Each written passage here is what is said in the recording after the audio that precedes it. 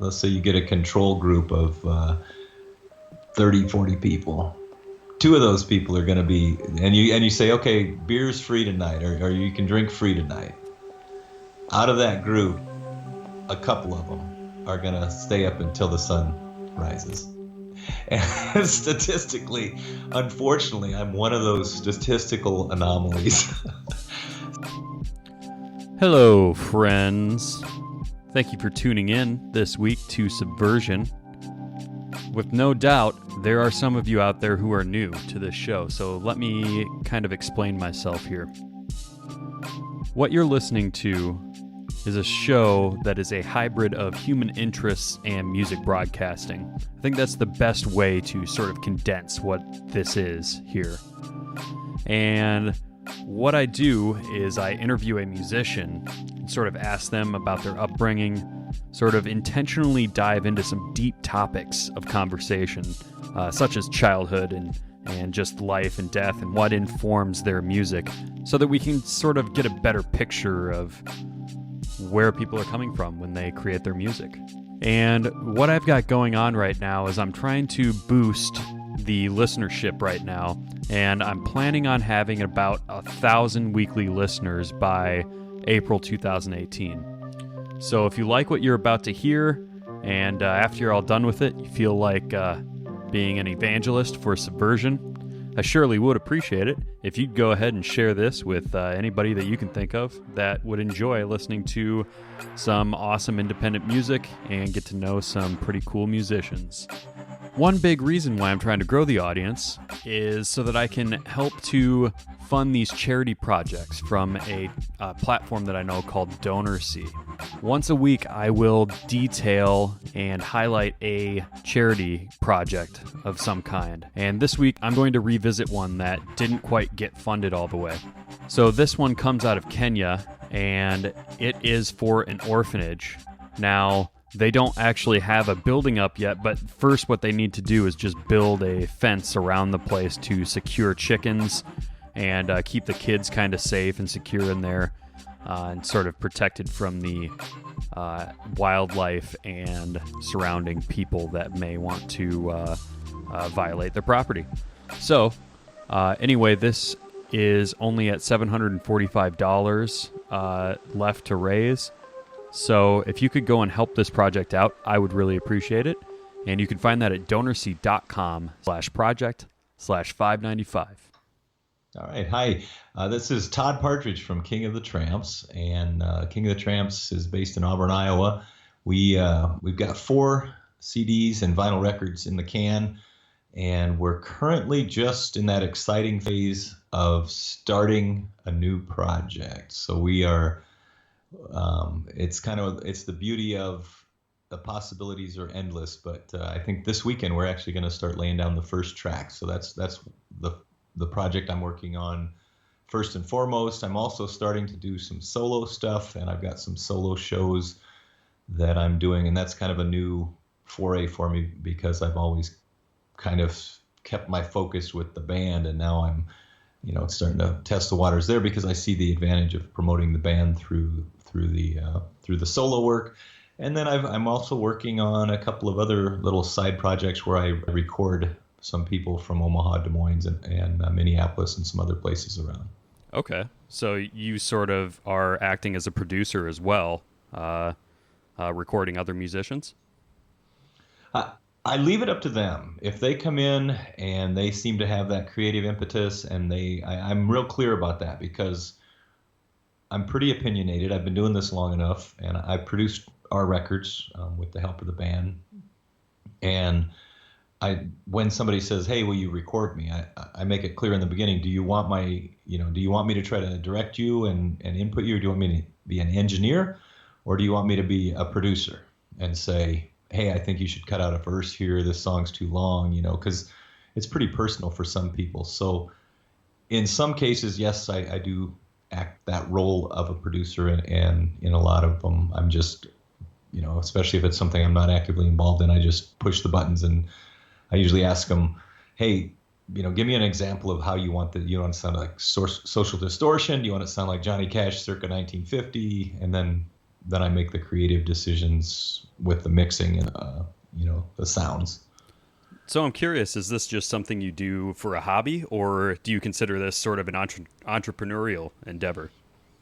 I consider it an act of trying to retain sanity. Okay, sure. So personal, a hobby Yeah. that is also therapy, Well, perhaps. I always am a little rankled at the band part. It's not really a hobby. It's a lifetime endeavor, and I mean we make a decent amount of money, and we play a lot of gigs. So, and the recording is kind of is secondary to that.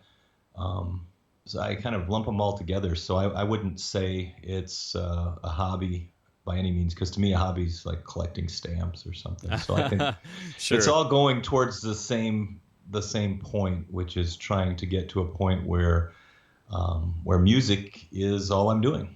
Right.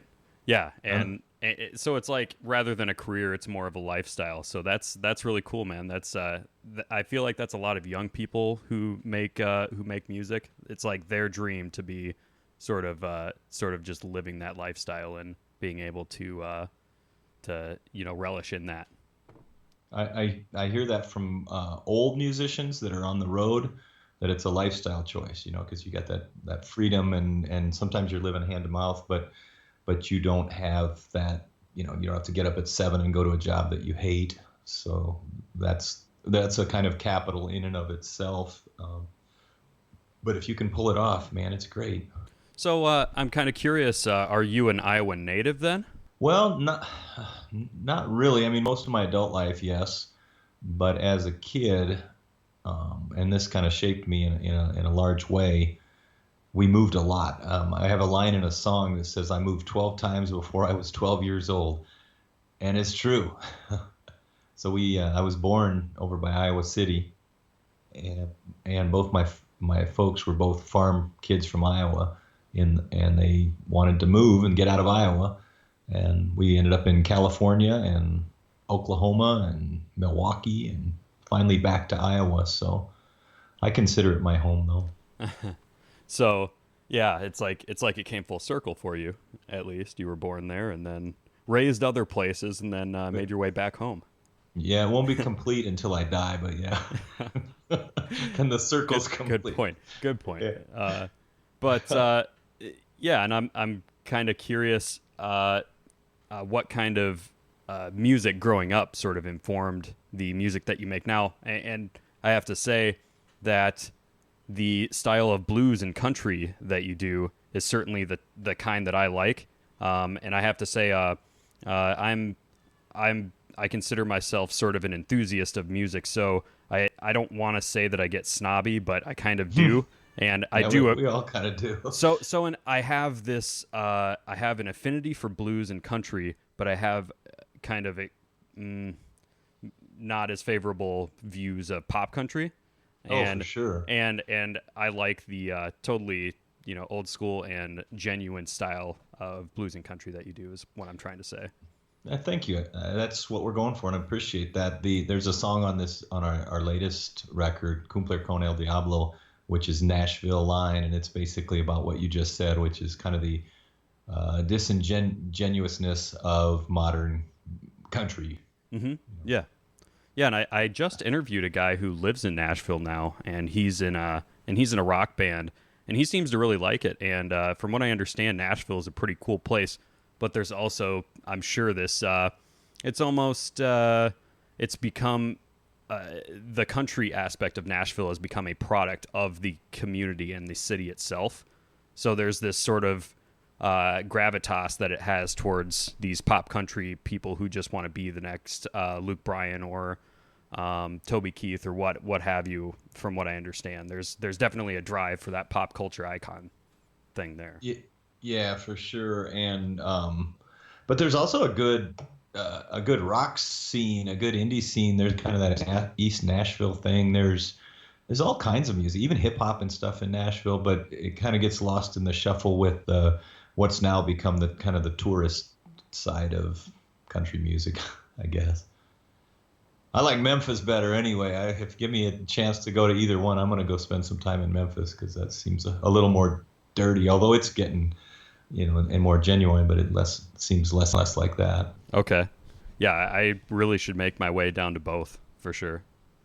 Yeah, I'll be in Nashville in July, I guess. Nice, So making your way down there. yeah, So yeah, what kind of music did you listen to, sort of growing up that brought you to create the music that you guys are with your band? I was lucky because my mom liked Dylan. We all almost always, you get turned on by the first music you hear is what your parents played, or whoever was the adult in your life at the time. And we were it was the late 60s actually when I was some of my earliest memories of music, and it was Beatles Abbey Road and Dylan Blonde on Blonde later on, and Nashville Skyline. So those for sure. It's funny because Abbey Road is still one of my favorite albums, and I'm sure it was one of the first ones I heard. And then when I got my first record player, it was George Harrison, B.B. King, and Wings. So I played those records over and over and over again, and I subliminally still, I think they came through because I hear those stylistic elements. That's like your touchstone, the first thing you heard. And then I went through kind of the angsty metal-y thing that a lot of adolescent boys do, girls too, I suppose. Yeah, definitely girls too. I know some metal girls. Oh yeah, And I grew up with quite a few of them myself. Yeah, for sure. But unfortunately, the adolescent guys are all over in a crowd by themselves at that age, just kicking things and Oh yeah, breaking windows. there's certainly something very atypical of young boys that comes out in the spirit of metal and punk and that whole thing. I heard the siren song of of heavy metal and got lost in that for a while, but not very long. And then about the time I discovered some rootsy blues via Stevie Ray Vaughan, and then that was a transition, man. And then I went backwards and just had a voracious appetite because I had picked up the guitar as part of the metal thing, and then when I discovered the blues and the guitar, that was it, man. I just went back. T-Bone Walker, and then even further back from jump blues into the Mississippi country blues, and that kind of laid the bedrock for what you were hearing as what we call whiskey gospel, which is kind of that country blues gospel rock thing. Sure, I dig it. Yeah, and it's like the metal that we know today is certainly informed by blues music. I mean, the roots and pentatonic scales in metal music really is sort of foundational to blues. So I think there's sort of a tandem there. Yeah, it's the roots of everything. I mean, if you trace it, if all the modern music that we all like, I mean, country, it's blues roots, and even jazz and zydeco, rap, hip hop, everything.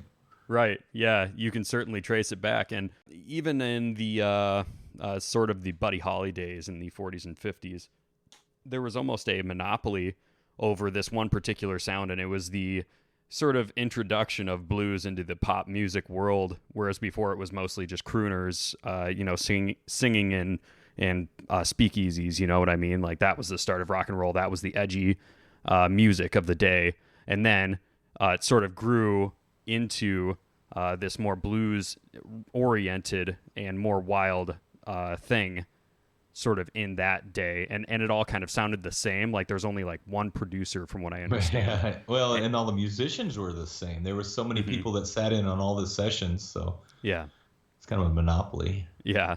Yeah. And but now we have this wide array of different kinds of blues music. I mean, Texas Delta blues, St. Louis blues, Chicago blues, all different kinds of American styles, original styles of music, which I think is sort of, when I think of Americana, the first thing that comes to my mind is blues, because I feel like it's so rooted in our culture, without and our history. A doubt. And other than there is some English blues, like John Mayall kind of, and what Eric Clapton, they were borrowing and stealing, but they kind of put their own stamp on it also, I think. Sure, no, and that's great. I mean, sharing culture is probably one of the biggest ways to break down barriers, in my opinion.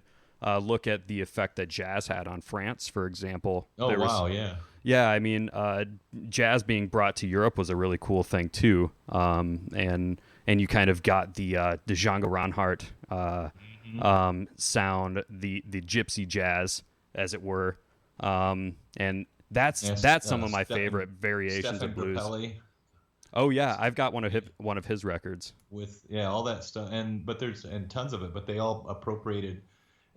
It's funny because we a year and a half ago we were in Germany. We toured in the north of Germany, and I got into some discussions about music with those guys, and it would be in a kind of a relaxed, intimate way. We'd be at their house, or we'd be in a bar closed or before the bar opened, and I had a revelation because a guy, he said, you guys are lucky. He said, in America, you have folk music, you have all these styles of music, but in Germany, we have none of that. We don't have any. He said that the World War II basically obliterated all of that. And they had nothing, because the Führer didn't want them to listen to any cultural type of music. So he said they have no, like we can pinpoint the 60s as a movement, and the kind of the Pete Seeger and the folk, the rise of folk, and Woody Guthrie and things, and all that, and they don't really have it. If you think about it, you can't really put your finger on it. And he traced it to World War II and the kind of the way the fallout from it, not only during the war, but the fallout after the war, and the way that the cultural fallout. Sure, and I'm a big Dove. I'm a big anti-war guy. So whenever I think about post World War I or World War II Europe, I mostly think of the human toll, the actual casualties, and seldom do I actually think of some of the more important things to consider, which is the death to culture in these kinds of wars. And not only that, but we were sitting there and I said something about the nice trees, and he said that yeah, the oldest tree you're going to find here is from about 1949, because the winter after the war was so cold and there was no other fuel, that every tree in the country was chopped down for a fire. And that kind of put it in, when you think about it, and maybe in terms of what's going on right now in Syria and the Middle East. Sure. You look at some of those things, and you remember that they were beautiful places, and now they're bombed almost flat. So yeah, in 100 years, maybe they won't feel that way. But yeah, what was the town that? Oh gosh, it was one of the really big battlegrounds on the really close to the border of France. Shoot, I really don't remember the name of the town, but Ludendorff maybe. I was listening to this as I was editing and just had to throw this in here, and I can't believe that I forgot this while I was doing the interview, but the name of the town is called Verdun, and I don't know how I ever forgot it, but it was really one of the focal points of conflict during World War I, to which point it was referred to as the Maw, in which basically soldiers from all sides of the war sort of threw people at it, and I don't know. It's a really tragic story. The whole First World War, I mean, any war is tragic, but especially if you know your history of World War I, was just a tearjerker. And Verdun Verdun is a huge scar left on the world from conflict. So if you guys, I just wanted to take this opportunity, since I forgot, it reminded me just how ignorant most people are of history, including myself. There are so many things that I'm learning every day. So please, just go and educate yourself on the conflicts in history and exactly why they started, because history repeats itself, and I can't stress that enough. Anyway, I'll get off my soapbox and get back to this interview. Sorry. Anyway, the town just got destroyed, and now there's still just toxic pits where the chemical weapon shells were exploded, and I don't know, they just have really terrible pollution. So there are like so many tolls of specifically the two great wars, World War One specifically. It really devastated the land because of the chemical weapons. Like, it's just crazy. Like the mustard gas and things. Yeah. We have a song that if anybody listening wants to listen to, that's topical to what we're talking about. It's called War, and it kind of lays out, kind of my feelings, I guess, as I wrote it about war, which are obviously not in favor of, for the reasons you're mentioning. And also the money aspect is what it gets after. Yeah, and I often, no matter people's political sort of inclinations, I think generally being against mass murder is pretty uniform on the human moral compass. So this is something that I think most people sort of agree with me on, So it's an easy topic to talk about. But yeah, like I was getting at with the cultural death, that is something that we seldom think of. But your story there really sort of illustrates a deep point, which is that during warfare there is an ideological war as well as a physical war going on between people. Well, and even more interesting in Germany, for example. After the war, the country was split into different regions with, for example, the United States was responsible for most of North Germany. So the United States brought over people like Elvis and American kind of music. So the styles of music that are popular and that they like are different from region to region based on who occupied them after the war. Yeah, go ahead. I thought that was interesting for sure, and I only got the tip of the iceberg, but I got the general gist of it. Yeah, and I mean, if you're not living there, you're probably not exposed to the kinds of history because, to be honest, there's chalk it up to whatever nationalism or just the people that you surround yourself with. I mostly only know about America's history with music, which I'd like to think I'm pretty well versed in for the most part, and specifically the heritage in blues, which I think, obviously this episode is going to center around that point. And I'm such a huge fan of that particular genre that really I could fill up like an entire like 2 hours just chatting about the my sort of coming to be with jazz and blues, I suppose. If you were here, we could go up and look. I've got about 5,000 records, and nice. Jazz and blues, and they go back. And at one point I got the jazz and classical collection from a public radio station that had gone digital. So I'm slowly working my way through all of that, and so much good stuff in there. Dave Brubeck and Miles Davis stuff, and I'm finding all kinds of really stuff I've never heard of. Yeah. You want to know my favorite Miles Davis record is, it was sort of an incidental record. What was it called? Tribute to Jack Johnson. And I've heard of that one, but can't say I've listened to it. So to lay the backstory for this, I'm pretty sure it was, I think it was Herbie Hancock was just like jamming in the studio, in Davis's studio with Davis. And Kyle MacLachlan, I think is his name. He's the guitar player, right? Mm-hmm. I don't know. I think that's his name. I know it's something McLaughlin. I'm not confident on Kyle. John McLaughlin. John McLaughlin. I knew it sounded wrong, but he's a British guitarist. Yeah, and it was just sort of spontaneous. I think one other awesome person, maybe. Oh God, I don't even want to speak out of turn because I don't know for sure. But anyway, this was just sort of a record that got cut into I can't, maybe like 45 minutes to an hour of just them jamming, and it is so good. If I remember right, it came after the time that Miles Davis put down his trumpet for like 4 years or something in the dark ages when there were no records, and this was sort of after that comeback period. So it was really beautiful. They went on after that to do the Return to Forever and the kind of the Mahavishnu stuff Oh, with sure. Santana, and I think Chick Corea was in on that too. But Nice. it's I, I'd like to think that the next thing we're doing, we've always kind of put these song structures into little tighter boxes, and I've kind of tried not to stretch them out too long. If it's starting to get Mm. into 5 minutes, 4, 5, 6, I'm like, that might be a little long for the average listener. Oh, sure.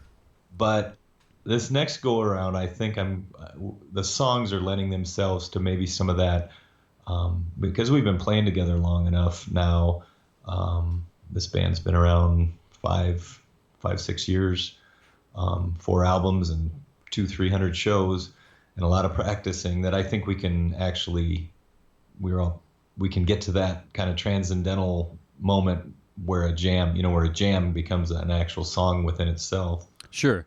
And I guess transitioning into your music, when you guys play live, do you do a lot of improvised stuff to stretch out songs longer than you Yeah, do on well, your? we don't do it just to stretch out, but we do a lot of. I'm not very good at playing the same thing over and over. Okay. So what happens is I don't play many of my solos note for note. I do some, and what'll happen is at the end or the middle, I'll just go off, and these guys are so great about following me, that we will, if we feel it, we go, and we could stretch it out for 5 or 6 minutes with a jam. And we had a guy, Matt Woods, who you should check him out. Hmm. Well, we actually played with two Matt Woods on Wednesday night in Des Moines. Nice. Matt Woods from Knoxville, Tennessee, who's a national act, and Matt Woods from Central Iowa, who's a killer slide guitar player and finger stylist, kind of in the blues vein. And if you like the old blues with the national guitar, you'll love him. But he got up and played with us, and we stretched out a couple of jams a lot longer than we normally do. So yeah, we do. Okay. Cool. I'll have to check that out. So I've got 3 songs from you that we were gonna go over here and provide some commentary. The first one that you got here is called Car Song. Why don't you tell the Yes. listeners a little bit about Car Song? Car Song is strictly, and it doesn't happen often. There's no poetic license. It's strictly autobiographical, and it's about a short period in time, perhaps along the metal times that we were talking about. And it basically is a look back. I was driving through one of the towns around here, smaller towns, and I saw an old Chevelle, I think it was, up on blocks, and I could, it was you could tell it was the guy's pride and joy, that had kind of fallen to disrepair, and then it kind of starts. Your Chevelle's in the front yard, it's up on blocks. It could tell stories if it could only talk, and then it tells the whole story of, when you're first driving a car, and that car is your life, and it isn't as much for kids today. I think some kids today, it seems, less and less want to get their license even, which is odd to me, because I couldn't wait to get that freedom. And it's about all those things that you can use your imagination that you do in a car when you're 18, 16, 17, 18 years old. Oh yeah, I had a special kinship with my first car, and Yeah. whenever I see a Pontiac, what is it, Sunfire, or a Chevy not Caliber, Cavalier. Oh yeah. Whenever yeah, I see yeah. either of those two, because they're the same car basically, I'm like, I used to have one of those, and it made that was this the first this one. particular, after like 60,000 miles or so, they have this like popcorn noise in the back of them. So anytime I see or hear one of those, it just like instant nostalgia, just this auditory like trip back to That's crazy how being that an does that. 18-year-old.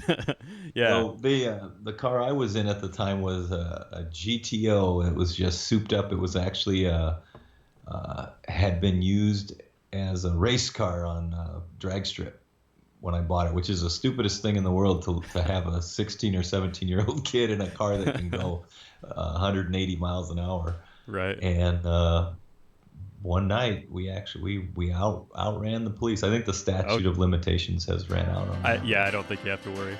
I don't think so, but it was scary, and we did it. I mean, we did that. That's part of the song. Fun stuff. Yeah, for sure. Real life stuff. Yeah. Can't make this stuff up. Bicycles in the front yard. She's up on blocks. She could tell some stories, man, if she could only talk. She could talk, well then she'd tell you. She let out my spleen. She said, leave your mark on the highway, son. Let my tires squeeze away your pain. Once we were invincible, we could never die. At 120 miles an hour, good Lord, we sure did try.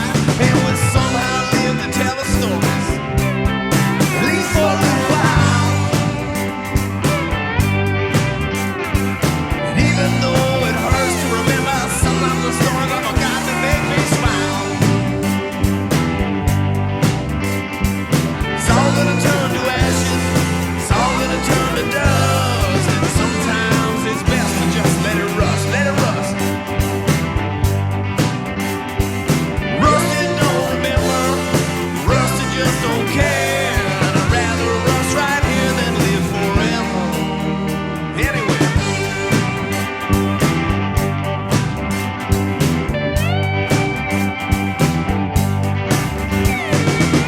I drank the whole bottle, woke up to town. Damn, they killed us all with a sheriff chasing them. Yeah, I said, what the hell do you do now, Todd Partridge? Then I turns in.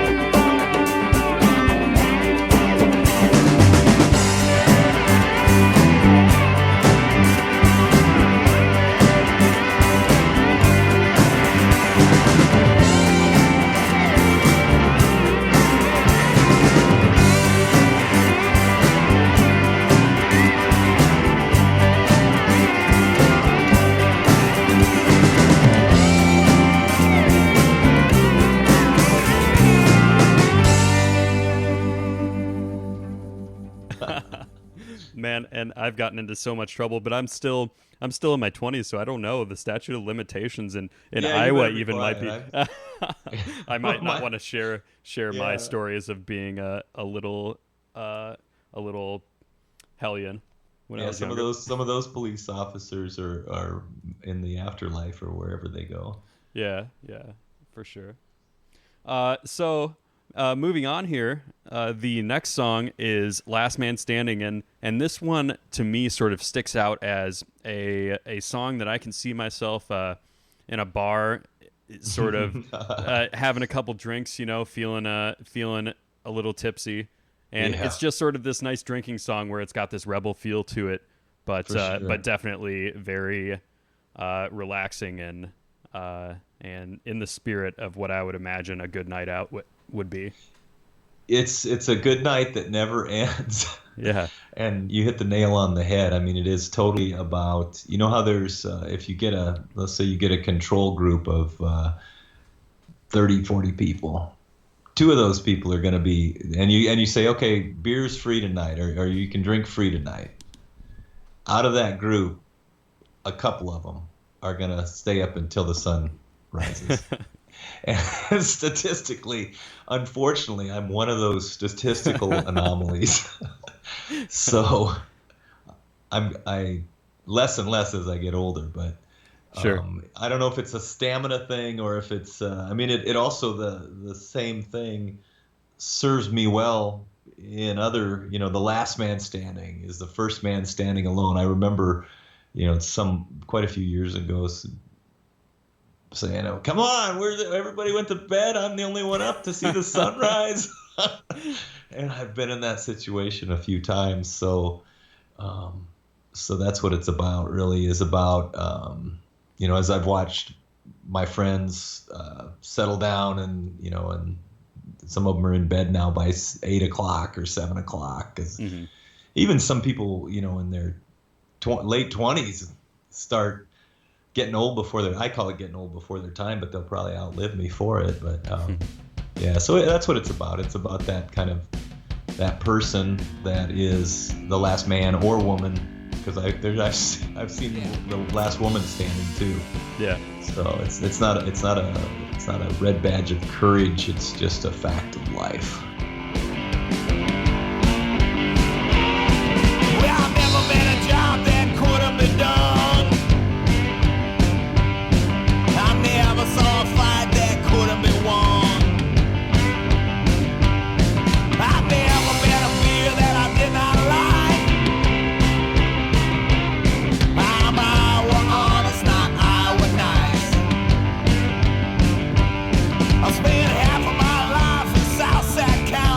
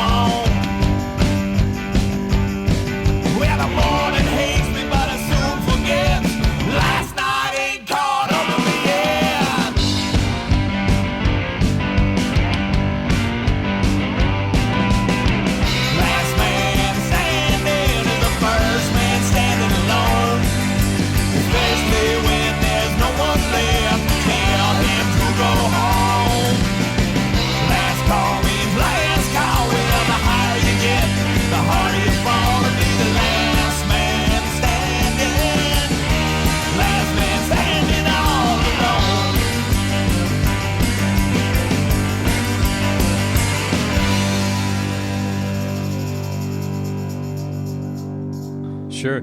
Yeah, and I'll tell you, some nights I'm in that mood to be the last man standing, and I have the stamina. But I have to admit, I am one of those people in their late 20s starting to sort of domesticate myself, and I am the guy that's up at 5 o'clock in the morning. However, catch me on the weekends, and I'm bound to break my sleep schedule for 2 days during the week, and but yeah, I mean, I can remember back to some of the most fun that I've had, and they always say nothing good happens after whatever 2 o'clock or whatever after bar close. Don't believe that. Yeah. That's been some of the most fun I've ever had. Was at 2 o'clock in the morning around a fire, around a campfire or something. So when the stories start kicking in. One of the lines in the song is, "Most of my friends are nearly departed. I'm rounding first. Hell, I'm just getting started." Very clever. And apt at that. It's unfortunately it's true. I mean. And is what it is, for sure. And the last song you had for us is called "Old Crow." So why don't you share that with the listeners a little bit? Tell us what that's all about. Well, "Old Crow," that's a good one to end, I guess, the set of songs you're asking about, because it's the last or second to last song on our recent album, Cumplir con el Diablo, and that one's kind of a metaphorical type conversation with an old wise old crow, and birds seem to run through a lot of my writing, as hawks and crows and things, and in this case, hey wise old crow, what's the word? Can you tell me something I ain't heard? Tell me everything's gonna be all right. So it's kind of a it's kind of telling everybody in these turbulent times, and times have been more turbulent, and they'll get more turbulent, and they'll be less turbulent. But in these times, in any times, it's going to be all right. And there's things like crows that are going to still be around, and they've seen it all from way up where they are. Can you call? Hey, wise old crow, can you call up heaven on a telephone? Stuff like that. It's kind of it's a little less literal. But the chorus is "Love the World Tonight," and we end a lot of our sets or shows with that song, and that kind of just pretty much it. That's all. You can't go anywhere from that song. Yeah, and that's sort of why I chose it as the last song for you to share here, because it is sort of a song that is it seems apt for the end of something. Sure. Icarus flew too close to the sun, laughed at his father. Yeah, it's... that was actually a line that particularly stuck out to me because I just love the story of Icarus. So yeah, a lot of people don't know that one, but it's... to me, you could actually tie that back to the car song, because he was laughing at his father, and he's saying, "Look at me, I can fly. I'm invincible. I can go as high as I want. Oh, no, I can't." Right. Or last man standing. Look at me, I can do this. I can stay up all night and drink. And no, you can't. Sure. Yeah, there is an end point. Yeah, for sure. To the night. There's always an end. Yeah. And to relate it back to the fauna in question there. The crow is a particularly interesting bird, right? Because we sort of see it as a sort of dirty, like trash bird. That's the way I always was told it when I was a kid. Is that the crows are loud, annoying, and they eat trash. Well, every bird does. So I mean, I'm not sure why maybe it's because we notice crows because they're so big. Those are the ones we see eating the roadkill and whatnot. But anyway, they're a very social bird as far as birds go, and they're really intelligent. They can actually identify humans, and they'll remember you, and they'll they basically have a sort of good memory as far as birds go, and they like hold grudges, from what I understand. Like they have behavioral tendencies towards humans depending on their relationship. Definitely. With them. It always reminds me, one of the earliest books I read that was kind of meaningful was that the Lord of the Rings and that raven in there. You know, and now in Game of Thrones, the raven in there. You know, they're to me I've never thought of them as, you know, anything less than kind of regal, because they're so smart and because they're they can vocalize and they have feelings kind of and things. They're smart, the smartest and one of the oldest species. Sure. Yeah, and you know, I'm not one that tends towards mysticism, but it's hard for me not to when I observe other animals and how they interact with the world, and specifically when you have like firsthand experience communicating with some sort of either just a pet or a wild animal. You know, both have their experiences that definitely make lasting impressions on us. You know what I mean? Yeah. Well, I was driving to work and I saw this crow and I thought, I bet he'd have an interesting perspective on all that's going on right now. And then that's kind of kicked off the song. But old crow sitting in a tree, wonder if he's looking at me, or maybe I was looking at him. Well, it's all the same when you're singing to the wind, and the same wind that helps you fly is the wind that'll knock you from the sky sometimes.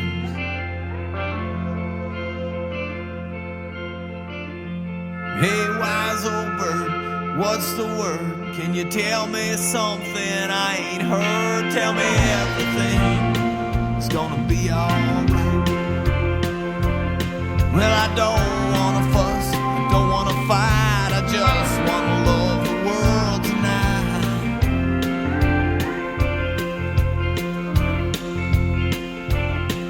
We can love the world tonight.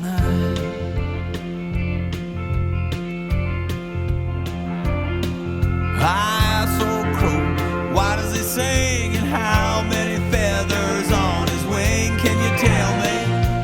Cage bird sings when he can't do so many things. Can music make a sad man smile if he pull up a chair and just sit there a while?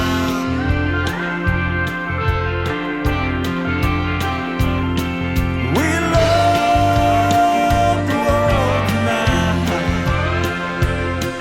We love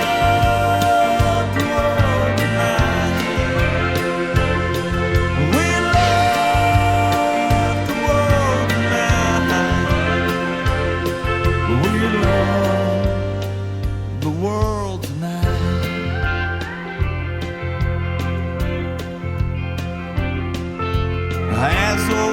Come home with me, sit on the porch, swing in the breeze, and tell me, what does he see when he flies up there over the trees? Is there more peace being alone, and can you call up heaven on a telephone for me?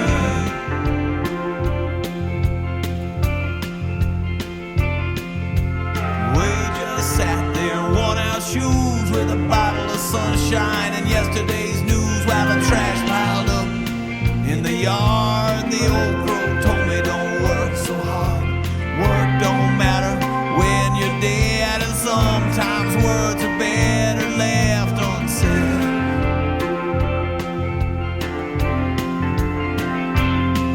We love the world tonight. We love the world tonight.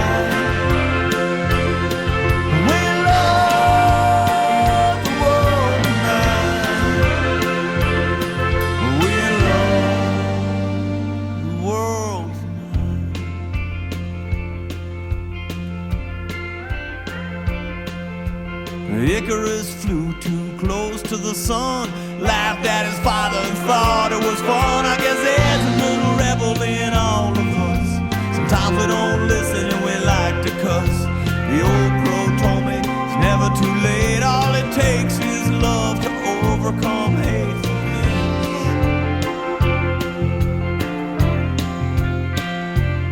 Yes, the old crow told me it's never too late. All it takes is love to overcome hatefulness. That's right. We love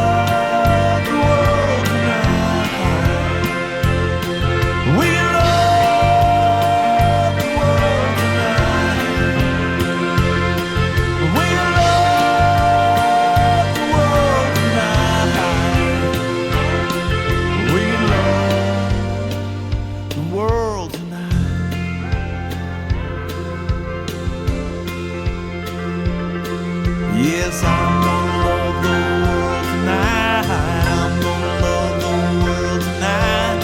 I'm gonna love the world tonight.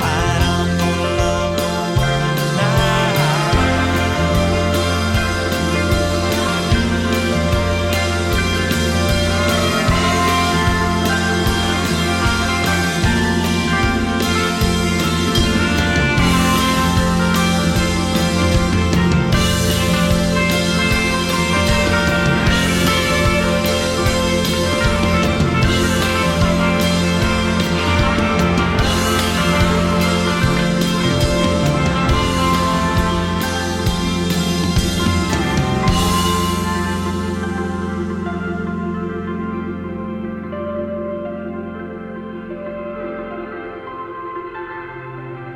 And just to lead into the conversation about mysticism, I think it kind of goes hand in hand with the subject of mortality. So I like to end on this topic, and the question I like to ask, and let me set this up for my listeners, because I've gotten a lot of new listeners, and I just want to explain the reason I bring up this last question is I do feel like that we have in our culture this sort of tendency to avoid the subject of mortality.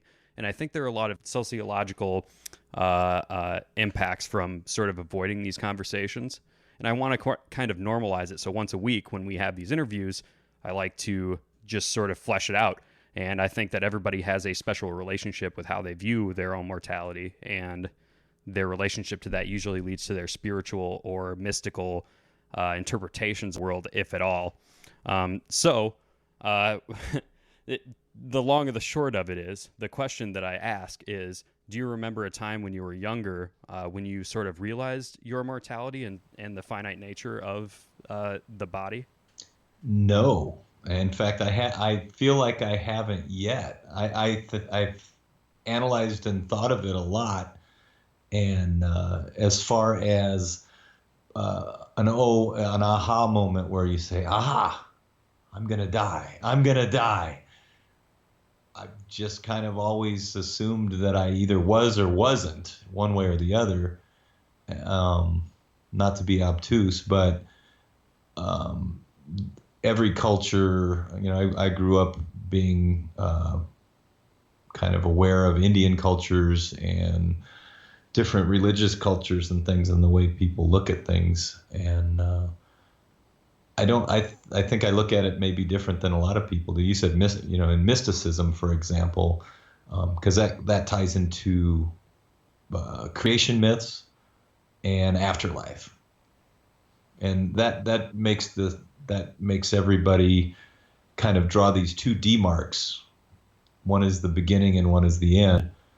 And I'm just thinking out loud here, but if I get on a tangent, but I think a lot of what could be called mysticism is science. And then you see a lot of these people now that are trying to tie or starting to tie physics, astrophysics or whatever type with spirituality. And I had a song a long, long time ago. It's called Science or Magic. And it kind of, if you take something that is now everyday and commonplace and you bring it back to the medieval times, like one of our cell phones or one of our, a laptop or something, that's gonna blow minds.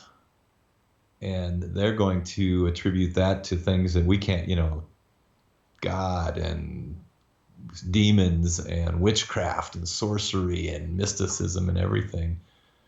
So if you take that arc and you draw it from, but when fire was magic, and you continue it on to all the things that evolved and all the things that were discovered, and as each one became commonplace and accepted, it became less magical, and you draw that arc, it just comes right back around to me. I mean, I don't think there is.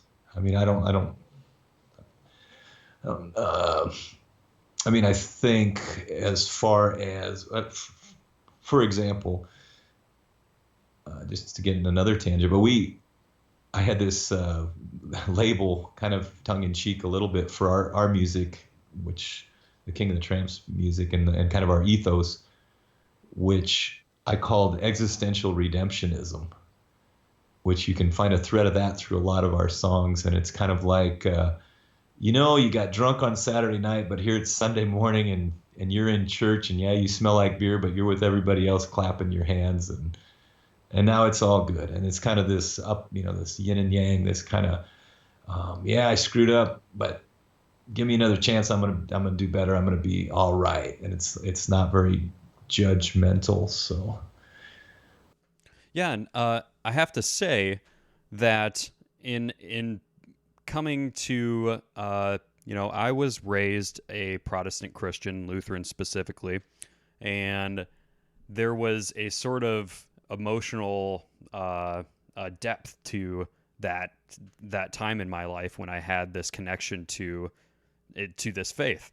And when I became a teenager, I sort of went through this nihilistic phase where and it sort of ties into the question that I ask here, which is, just how you come to realize your mortality and how you choose to live your life accordingly. And I think I wasn't equipped with the proper emotional and spiritual tools to really deal with that at a young age.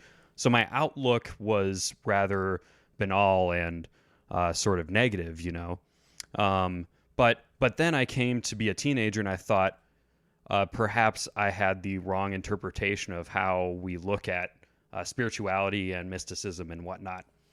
So I diverted away from Christianity and started to explore all of these different religions where I felt the same sort of emotional affinity for it, where it really pleased something in me emotionally that I couldn't get just from,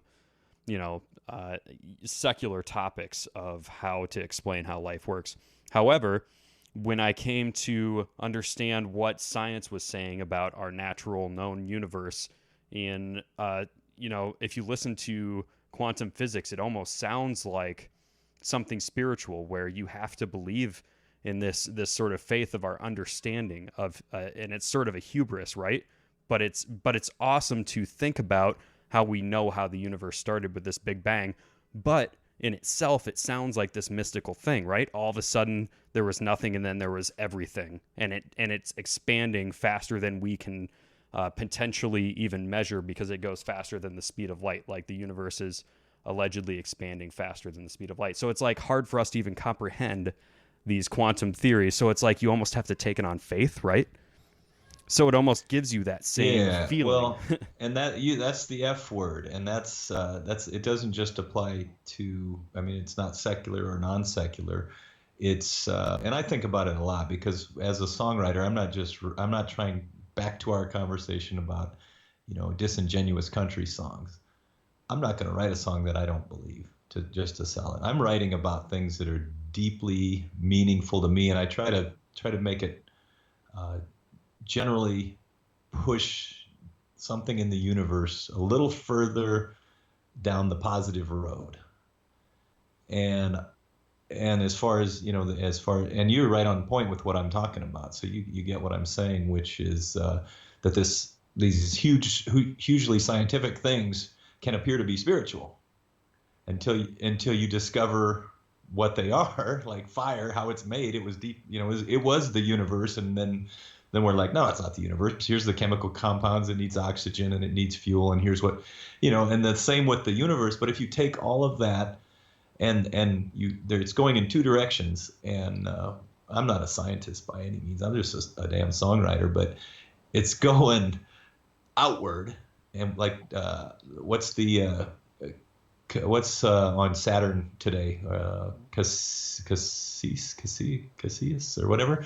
The little spacecraft they have up on Saturn. They just did. I can't think of it. It starts with a C though, but it's it's going to die in September. Its lifespan's up, but it's getting some great pictures and knowledge of things that we didn't know, and now we do know. And so we're going out and discovering things, but we're also going to the molecular and the atomic and subatomic level and discovering things. So it's going in these two directions.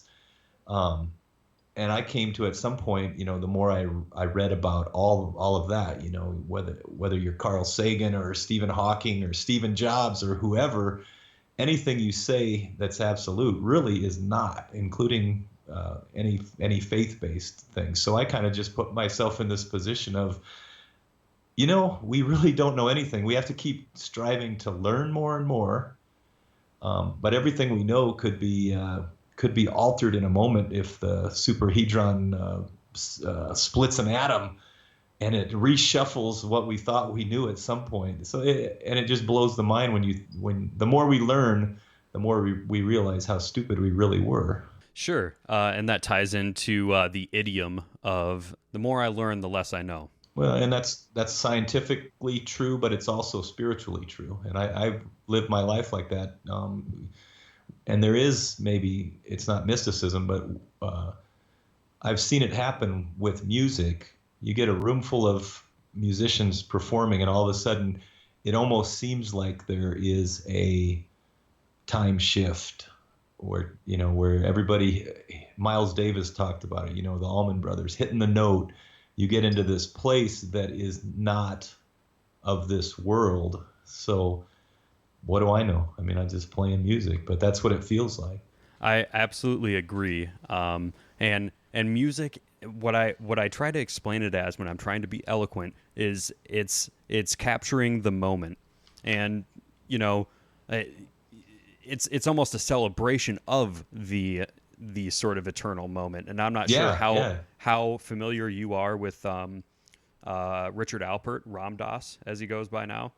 Yes, definitely. I sort of be here now. Yeah. Yep. And I read that book when, I was a pretty lost person. I had some addiction problems, and that book really sort of, it changed my life. I mean, not to sound cliche, but that was one of those defining moments reading that book and understanding this, that, because I had been interested in Western ideology and philosophy, because it was just so diametrically opposed to what I thought was Western culture and theological explanations on how the world works.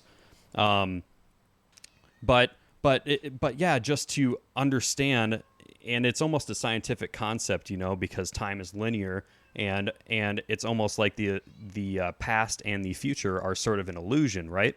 So the only thing that really exists in some sort of metaphysical sense is the present, and to enjoy the present is really the ultimate expression of being a human. Yeah, that's sort of what I came to. If you look through our songs, you'll find a lot of clues that's kind of my worldview as well. And it's not just Ram Dass, or you find the same kind of things in different Native American history and mythology and mysticism. And we're not sure time is linear. It could be a snowflake, but Sure. But I do know that I'm talking to you right now. Sure. And and the other thing that is part and parcel with that runs through all of those things is love. Mm-hmm. And that's one thing, hate is hate and love is love, and that's pretty much the what it all boils down to. Right. Absolutely.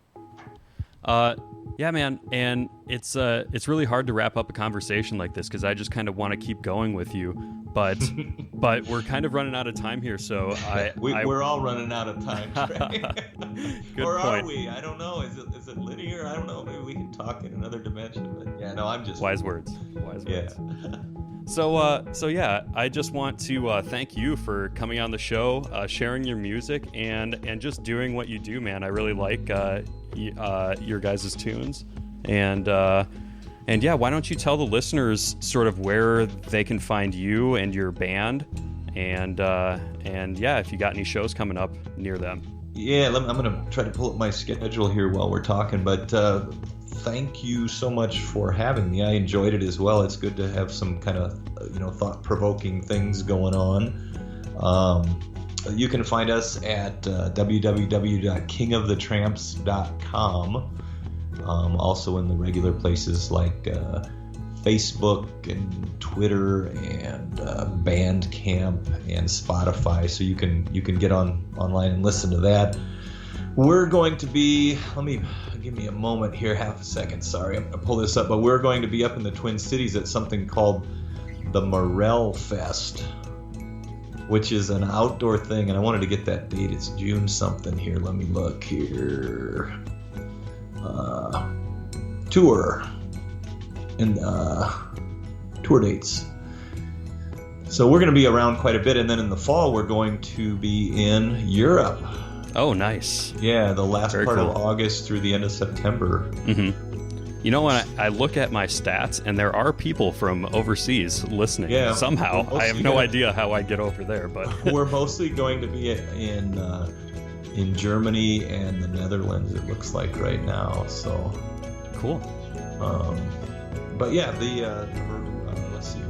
I will be all over. Just check it out. We're going to be all over Iowa and. I can link to anything that you guys have link for something up web to our presence. tour dates. But I think if you're listening and you're in the Twin Cities, that Morel Fest it's an afternoon on a Saturday, and they have a lot of food vendors and beer stuff. We also get up there and play Palmer's Bar and some other places around. So just cool. Please listen to our music and take everything I say with a grain of salt. Thank you very much for coming on, Todd. I really appreciate your time, and yeah, thanks for being part of Subversion. Glad to be here, and thank you. I hope you all enjoyed that interview as much as I enjoyed recording it.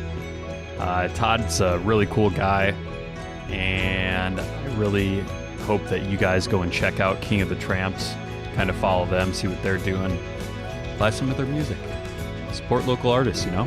And if you know someone who makes some great music and you'd like to hear on this podcast, go ahead and drop me a line. You can find my contact page at subversionwebcast.com/contact, or alternatively, just mail me at mail@subversionwebcast.com.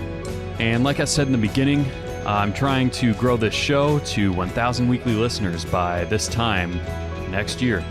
So if you could, please share this show with someone that you think would enjoy it. Also, remember to check out the charity project for this week, which is at donorseed.com/project/595. Let's get these orphans a fence so that they can start building their shelter. Okay, folks, I am going to leave you alone until next Thursday. But until then, please take care of yourself, and I will see you then.